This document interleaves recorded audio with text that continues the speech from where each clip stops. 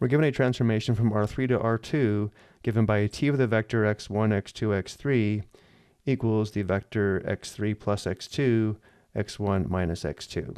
We're asked to find a non-zero vector in the kernel of t, where the kernel of t is the set of all input vectors x in Rn such that t of vector x equals the zero vector.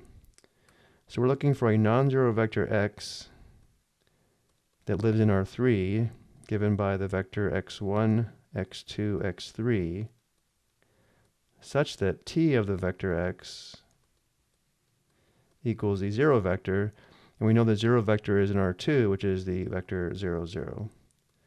But we also know that the output vector from this transformation is always the vector in R2 given by x3 plus x2, x1 minus x2. So notice here we just have a system of homogeneous equations to solve. So we could set up an augmented matrix and write the augmented matrix in reducer echelon form, but this is a fairly simple system here. Notice how the first equation is x3 plus x2 equals 0, and the second equation is x1 minus x2 equals 0. So if we add x2 to both sides of the second equation, notice how we have x1 equals x2, and then if we solve the first equation for x3, we have x3 equals the opposite of x2.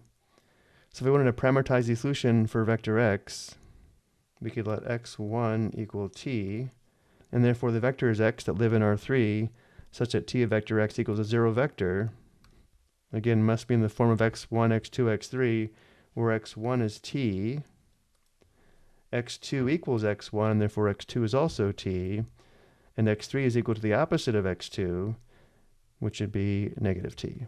If we factor out the t, we have t times the vector 1, 1, negative 1, which means all the scalar multiples of the vector 1, 1, negative 1 would be in the kernel of t, meaning t of these vectors would give us an output vector of 0, 0. But we're only asked to find one non-zero vector in the kernel of t, so we can let t be any value except 0, because we're told not to find the zero vector.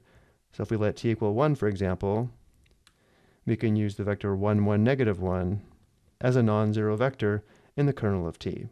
I hope you found this helpful.